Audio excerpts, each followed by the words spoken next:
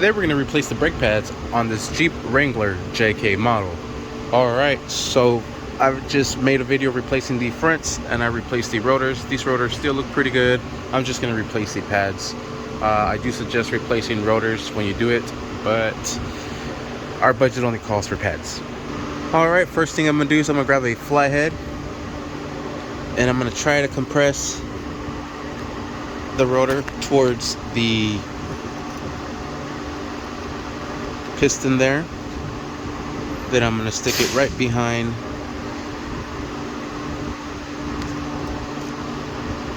the actual pad. You can see it compressing there.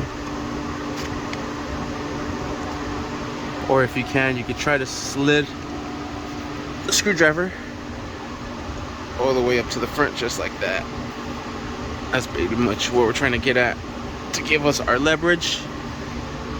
Alright, now we compress this caliper piston all the way in and we are ready to take these off to remove our brake pads. Alright, and we'll use a 13mm socket to break these loose from here.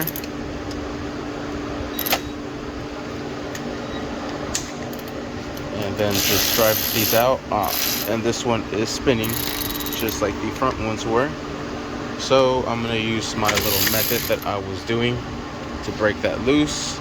Because this requires such a fine wrench to be able to lock this down, I'm just using these needle nose here and I'm just pressing it up against the caliper frame so it locks it into place. Hold this down as you unthread this bad boy out, just like so, and then we'll do the top one.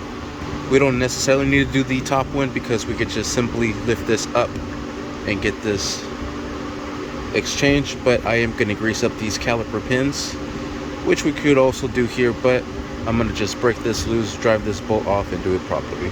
Alright, we'll set the caliper right up here, and like I said, we're going to be removing these little rubber pins, or these little pins from these rubber boots. You can see it kind of chunky there. The grease needs to be nice and smooth. This one looks a little bit better, but we're going to clean every single one down, spray some brake cleaner on there, and then we'll grease every single one up, install that, install the new pads. We'll remove the old pads while we are at it. These are pretty much shot.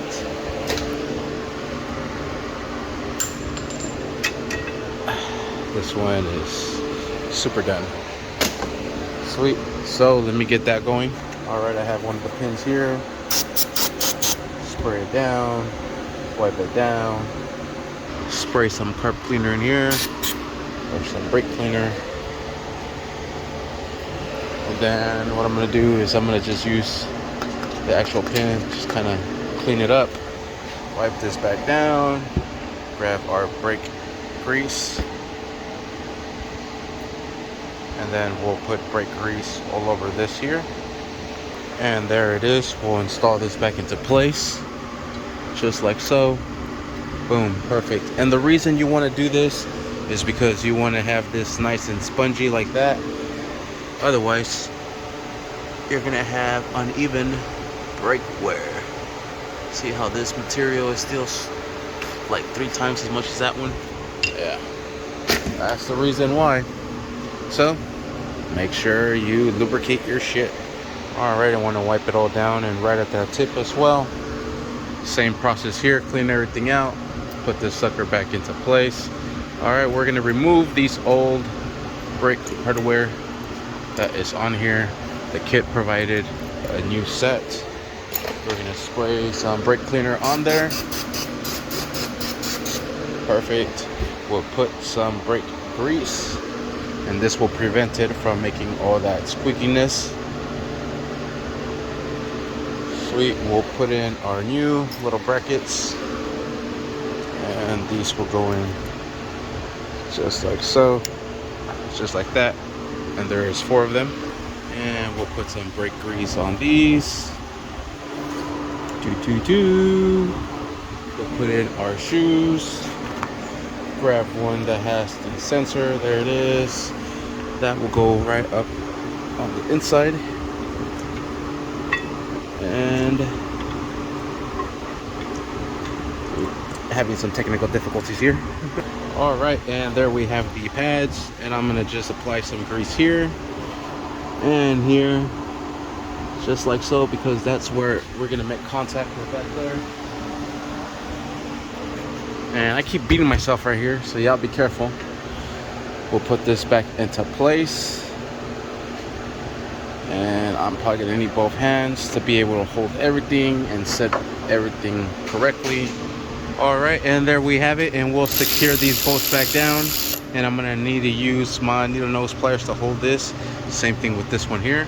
All right, and there we have it. Now I'm gonna do the other side, and once we are done, all we simply have to do is start up the vehicle, compress the brakes so it compresses the piston outwards towards the caliper, and we are set.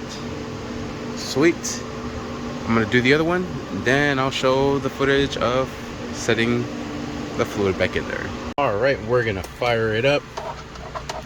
I have the hood open so we can check out the reservoir after we are completed. We're gonna press on the brake and it's gonna go all the way down. And we'll do that again, and it'll start to stiff up. By the third time, should be pretty good. Fourth is set. 5, we're ready to rock and roll. All right, and we'll throw it in reverse, see if we move. We do not. I am holding on the brake. Cool. Brakes are working. And let's go check our reservoir, see where we are at.